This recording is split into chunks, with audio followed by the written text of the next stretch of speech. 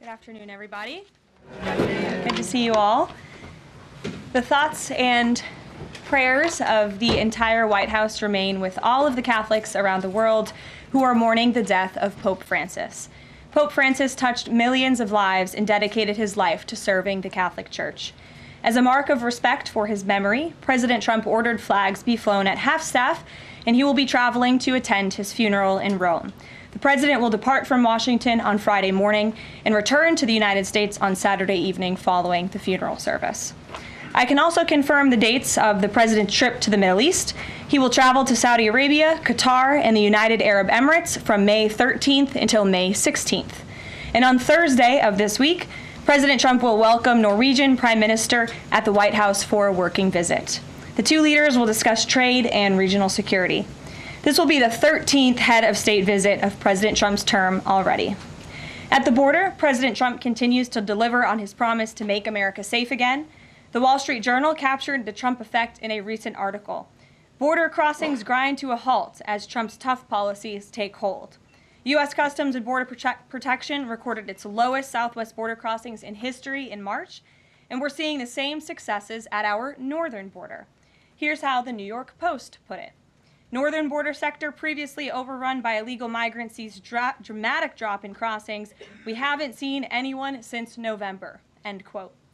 According to U.S. Customs and Border Protection, just 54 illegal aliens were apprehended in the Swanton sector of our northern border, which stretches more than 300 miles in March. This is a drastic 95% drop from the more than 1,000 border crossings that were caught in March 2024. This is a main hotspot area that recorded more than 80% of all apprehensions along the northern border during the 2024 fiscal year. And new reporting from the Washington Times fully highlights the difference in Joe Biden's disgraceful approach to the border compared to President Trump's. Under Trump, border catch and release has dropped 99.99% from worst Biden month. You can't get much better than that. This statistic in particular is astounding. Border Patrol agents caught and immediately released 189,604 illegal aliens into the United States in December 2023 at the height of the Biden border crisis. But under President Trump, Border Patrol agents caught and released only 20 illegal aliens into the U.S. in the month of February. Thanks to President Trump, operational control of the border is becoming a reality, and the administration's historic enforcement measures are yielding huge results. Illegal aliens are finally getting the blunt message. If you cross the border illegally, you will be swiftly deported and never return to the United States of America. Efforts to arrest the criminal illegal alien invaders are continuing to ramp up. ICE Chicago arrested a Mexican national convicted of predatory sexual assault of a child in Cook County, Illinois. This week, ICE Denver arrested a Mexican national convicted of sexual assault of a child in Houston County, Texas. ICE Miami arrested a Nicaraguan convicted of aggravated battery in Hillsborough County, Florida. ICE Houston arrested a Salvadorian national convicted of attempted sexual assault of a child in Escape in Dallas County, Texas. And ICE Chicago arrested a Mexican national convicted of aggravated sexual abuse of a minor in Illinois.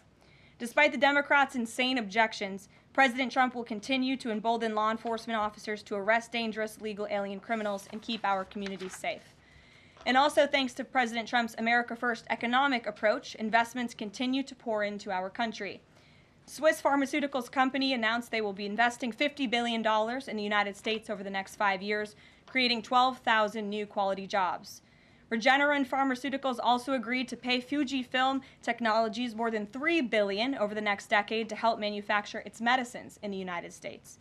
It's a top priority for President Trump to ensure we are producing critical medicines and pharmaceutical drugs right here in America, and that is exactly what we continue to see happen every day. In other news, the Trump administration has announced we will put an end to Joe Biden's illegal student loan bailout attempts. No student loan has been referred to collection since March of 2020. That comes to an end. On May 5th, the Department of Education will resume involuntary collections for borrowers with defaulted federal student loans. The student loan portfolio controlled by the federal government is nearly $1.6 trillion, but fewer than 4 out of 10 borrowers are in repayment. This is unsustainable, unfair, and a huge liability for American taxpayers. Debt cannot be wiped away. It just ends up getting transferred to others. So why should Americans who didn't go to college or went to college and responsibly paid back their loans pay for the student loans of other Americans? The Trump administration will never force taxpayers to pay student loan debts that don't belong to them. Student loan borrowers need clarity, and we're finally giving it to them. Borrowers will now be clearly expected to repay their loans, and those who default on their loan obligations will face involuntary collections. The government can and will collect defaulted federal student loan debt by withholding money from borrowers' tax refunds, federal pensions, and even their wages. America is $36 trillion in debt. We must get our fiscal house in order and restore common sense to our country. If you take out a loan, you have to pay it back. It's very simple. President Trump will not kick the can down the road anymore. Before we open it up to questions today, I want to commend our pool photographer who is in the room with us today. ABC News photojournalist Melissa Young is retiring after 44 incredible years on the job, covering here at the White House.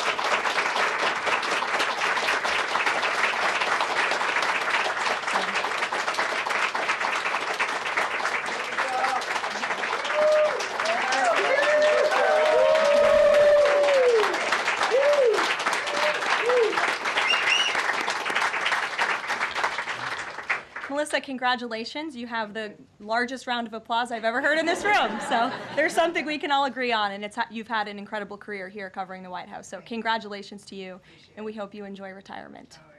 I'm sure you will. And everybody else in the room will be very jealous of you as you're enjoying your rest.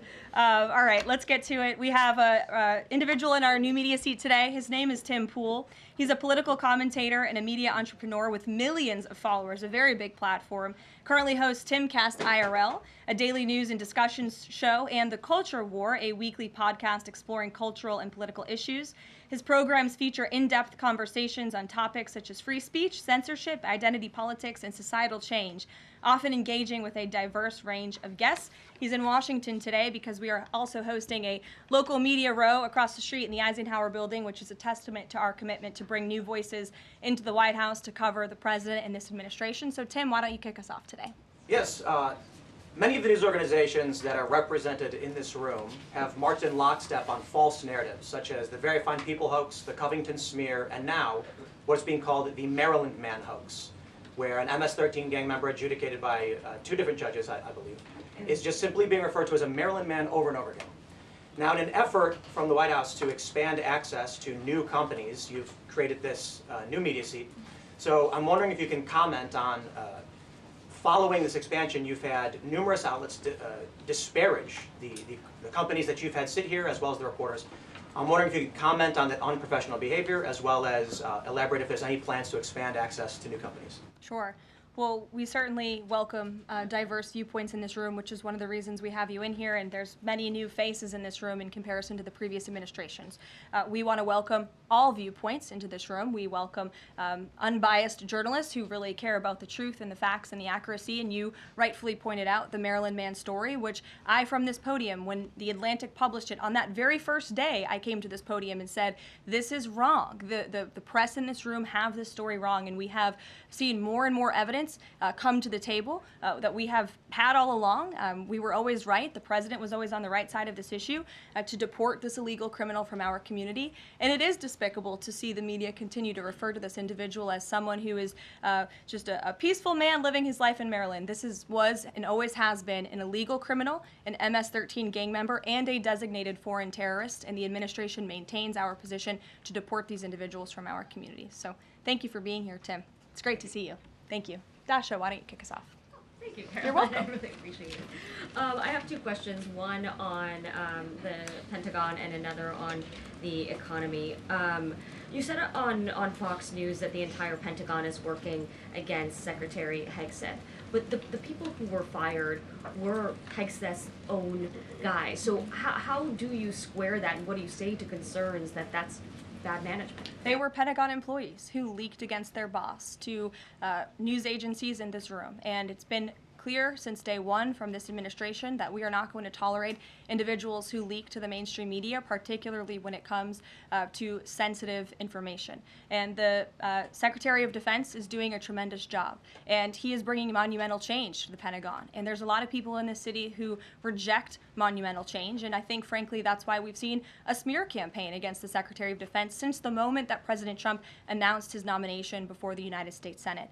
Let me reiterate, the president stands strongly behind Secretary Hegseth in the change that he is bringing to the Pentagon, and the results that he's achieved thus far speak for themselves. Is there an FBI investigation into the leaks? The Secretary said that these people would be prosecuted, so is the FBI investigating? You'd have to ask the FBI, you have to ask the Department of Justice on what they plan to do, but certainly we take leaks with the utmost seriously across this administration. You've seen people fired from the Department of Homeland Security. The president has made it clear it's an unacceptable behavior. And on the economy, Karoline, Peter Navarro said that it's perfectly possible to do 90 deals in 90 days. We haven't seen one just yet. How soon might we see a deal, and what evidence can you share that progress is being made in these trade negotiations? Sure. Well, I spoke to our entire trade team this morning. There is a lot of progress being made. We now have 18 proposals on paper that have been brought to the trade team. Again, these are proposals on paper that countries have proposed to the Trump administration and to our government. You have Secretary Bessent, Secretary Lutnick, Ambassador Greer, NEC Director Hassett, and Peter Navarro, the entire trade team, meeting with 34 countries this week alone. We are moving at Trump speed to ensure these deals are made on behalf of the American worker and the American people. And just yesterday, it seemed to get a little bit lost in the news, and I think it's a disservice to the American public that it did. The Vice President announced terms of reference for a trade deal with India. That is a big deal. We know when we look at the numbers, the monetary trade barriers and the non-monetary trade barriers from India, they have been ripping off the United States and American workers for a very long time. So the fact that the Vice President with Prime Minister Modi on that trip in India announced these terms of reference, which is essentially a framework to move the ball forward to sign a good trade deal between our two nations, is great progress, and it speaks to the work ethic and the real labor that's being put into this effort by the president's trade team. Sure. Go ahead. The proposals that you talk about, is that enough to extend the pauses on these reciprocal tariffs, or does the president need to see, these deals inked and signed to offer any sort of additional extension beyond the 90 days? Well, look, ask me in July when the deadline hits. I know I'll be answering those questions from all of you in this room. There's a lot of time left, and the president's trade team is working, again, at Trump speed as quickly as they can to ensure that these deals can be made. Are any of those conversations yet with China happening? I actually do have something to share on that. I asked the president about this before coming out here, and he wanted me to share with all of you that we're doing very well in respect to a potential trade deal with China. As I mentioned, there have now been 18 proposals in more than 100 countries around the world who are wanting to make a deal with the United States of America, and the president and the administration are setting the stage for a deal with China. So we feel everyone involved wants to see a trade deal happen, and the ball is moving in the right direction. Sure. Setting the stage for a deal with China, what does that mean? Has the president spoken directly with Xi yet? I don't have anything to read out on a direct talk between the president and President Xi, but we will continue to keep you updated. And Secretary Bessent reportedly today told investors that this trade standoff with China he expects will be de-escalating soon because, as he described it, reportedly the situation is unsustainable. Is the president considering taking steps to de-escalate the situation with China? Again, I just read you words directly from the President of the United States. Those are moments ago. That's where his head is at right now. Karoline. Sure. Karoline, I had two questions, one on immigration and one on China. First on immigration. Roughly how many illegal immigrants and aliens do we have in our country, and how many does the administration plan on deporting? Sure. Well, you'd have to ask the Department of Homeland Security for a specific number, but we suspect it's definitely in the millions, perhaps upwards of 20 million people that were allowed into the country illegally by the previous administration. And the president and his team are focused on deporting as many as we possibly can, and they are moving as quickly as possible. The president's team has made it clear we need more funding from Congress to do more. We need more ICE agents out on the ground doing this very important work. And we also need rogue district court judges to stop acting as judicial activists, trying to block the administration from deporting illegal criminals from our nation's interior. The American public elected the president to do this, and he's following through with that promise. And we have over 250,000 Chinese nationals in our country right now on student visas. Does the administration believe there's any national security concern when it comes to those over 250,000 Chinese nationals in our country? Well, as you know, when it comes to foreign visas, the Secretary of State has the right to revoke visas of those who we feel are acting in a adversarial way to our foreign policy interests here in the United States. He has that authority according to the Immigration and Nationality Act. So I would defer you to the State Department for any individual case, but they are looking at individuals who are given the privilege of being on a visa in our country, and if they are acting, again, adversarial to our foreign policy interests, their visa can be revoked, and they should be aware of that. Caroline. Sure, go ahead. Yes, I'm calling on you. Thank you, Caroline. You're welcome. Over the last few weeks, several countries have warned their citizens about travel to the U.S., and the Department of Commerce's own stats know that show that from a lot of countries, the number of visitors is falling. Does the White House have any message for people that might be reconsidering business or tourism travel to the U.S.? Where did you see that report? With the statistics coming from the Department of Commerce, Said what? It's hard to hear you. Sorry. that visitors from a lot of countries have fallen in the last 3 months. I'd have to look at that report to comment on the merits of it. I think most people around the world recognize the United States of America is a great place to do business. It's a beautiful place to visit, and they should certainly come here because it's a much safer country than it was 4 years ago under the previous president. Libby, good to see you. A question about this upcoming announcement from HHS to ban food dyes. During the first week of the administration, the FDA announced that it's pulling its plan to ban menthol cigarettes. So 2 questions for you. How do you square a ban on menthol cigarettes being pulled and then announcing this ban on food dyes? And then how does the president feel about this upcoming ban that RFK is going to announce? Sure. Well, look, the Secretary of Health and Human Services, the president nominated him because he trusts him to make this country healthy again. It's not just a slogan. It really is a movement that has broken ground across the country. There's millions of people who believe in RFK Jr., Secretary Kennedy, and what he's doing. I don't want to get ahead of HHS with this historic announcement later and the details of it, but obviously the Secretary feels that he has reason and evidence to announce the ban on artificial dyes later, and I'll let him speak to that this afternoon. Phil. The president started the process of reclassifying more than 50,000 federal employees as Schedule F. We've already seen him march through a number of government agencies. I'm curious, should we expect mass firings, or is this a case-by-case approach, a scalpel or a sledgehammer? Well, look, as you saw on Friday, the president put out a statement about it. The Office of Personnel Management reclassified workers. They're now called Scheduled Policy/Career. And all the president is trying to do is ensure that federal workers are being held accountable for corrupt behavior. If they are engaging in corruption as a government worker, they should no longer have their job. I think that's pretty common sense. He also believes that bureaucrats should be acting in accordance to the will of the American public, who duly elected this president. Not just this president, but all future presidents. If you work for the government, you should be adhering to the will of the American public and advancing the administration's goals and interests. And if you are not doing that, then you should go find another job whose interests you align with. So as for specific firings, I would defer you to the specific agencies, but the president in this move and Office of Personnel Management, it will make it easier to get rid of rogue bureaucrats who are engaging in corruption. And then another quick question about Sure. Google, real quick. A federal court ruled last Thursday that Google's dominance of online advertising and ad tech markets violated U.S. antitrust laws. I know the president has spoken to a number of folks in big tech, and Google's CEO was even at his inauguration. I'm curious, what is the president's reaction to that court ruling? I'll have to ask him, and I'll get back to you, Phil. Thank you, Caroline. You're welcome. John. Thanks a lot, Caroline. Some economic questions for you. Kevin Hassett has been a key economic advisor to the president in both of his terms. In 2022... And he still is. And he still is. He was just in my office. Absolutely. In 2022, he said that the independence of the Fed is super important. That's a direct quote. Is that something that the president subscribes to? Does he still believe in the independence of the Federal Reserve? Well, look, I think the president has made his position on the Fed and on Powell quite clear.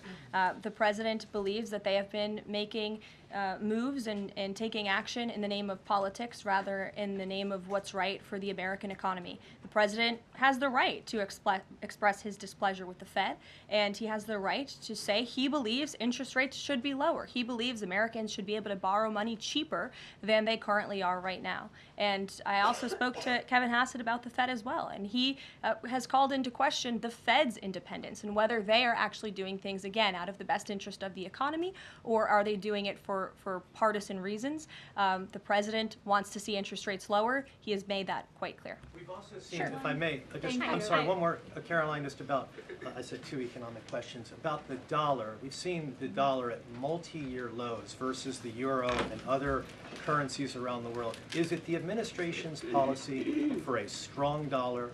How does it view the dollar versus other currencies around the world? The president wants to see the dollar remain as the world's reserve currency for our long-term fiscal stability and our economic growth. He's been quite clear about that. Thanks, Sure. Caroline. 2 questions. And then to the woman behind you, who I haven't seen before, welcome. Go ahead, Mary. Earth Day and then the Supreme Court, if that's okay. That's right. It's On- Earth Day. Yes. Happy Earth Day, everyone.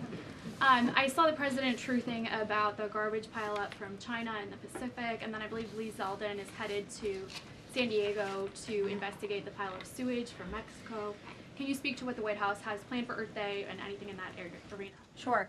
I do have points from the EPA. Administrator Zeldin's doing a fantastic job, and they are always sharing their accomplishments with the White House, which we very much appreciate. He will be traveling, I believe he's in California today, for sewage situation. Here you go. Administrator Zeldin met with his Mexican counterpart to discuss steps Mexico needs to take to ensure the water entering the United States is clean and safe. And he's holding a press conference in San Diego today with elected officials and local stakeholders on the Tijuana River sewage crisis. I would also add from the president himself, he has always maintained he wants America to have the cleanest air and the cleanest water. And we want to do what's right for our environment and for our earth. And a lot of that is making sure that we have clean and sustainable energy, and we know that we produce natural gas cleaner and more efficiently than any country in this world, and the president wants to see that continue. Thank you. And then on the Supreme Court, I know the court is hearing a case dealing with parents who don't want their kids having to read gender ideology books in schools. Can you comment on that case and what the Trump administration hopes to see come from that? Sure. We hope the Supreme Court will do the right thing, and the president has been very clear. He stands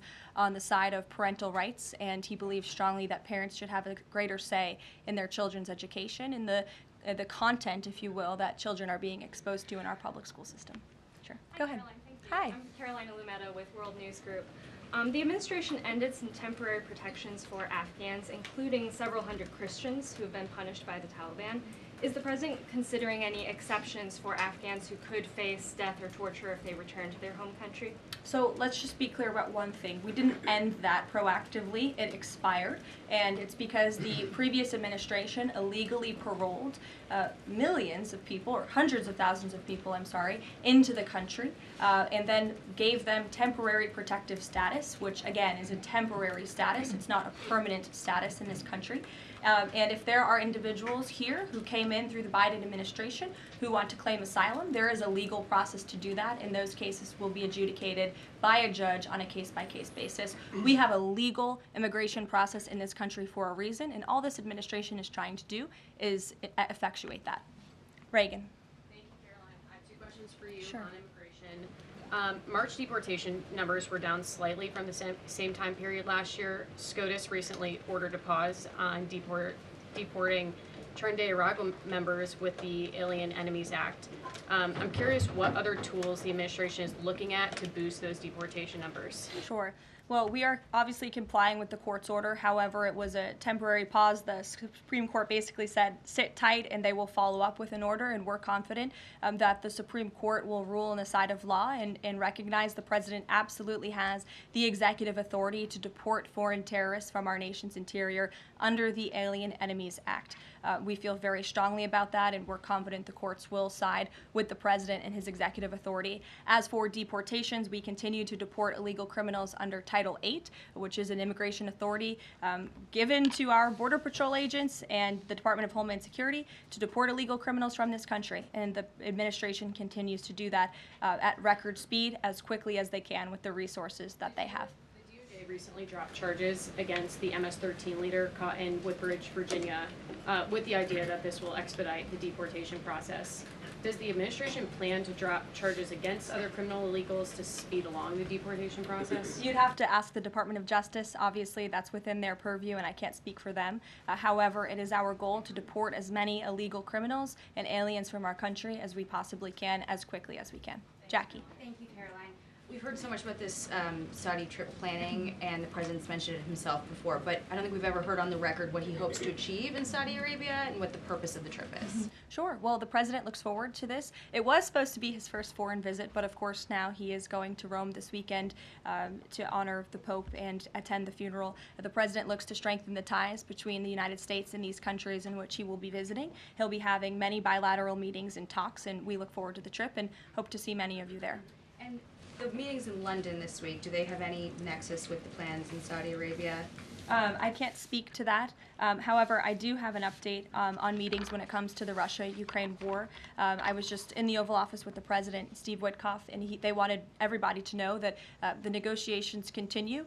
We feel, again, we're hopefully moving in the right direction, and the special envoy, Steve Witkoff, will be heading to Russia again later this week to continue talks with Vladimir Putin. Is that why Rubio is not heading to London? Is he accompanying Witkoff to Moscow? I can't speak for the Secretary of State's travel schedule. I'd defer you to the Department of State. And more broadly, just about the peace agreement, the talks that are ongoing.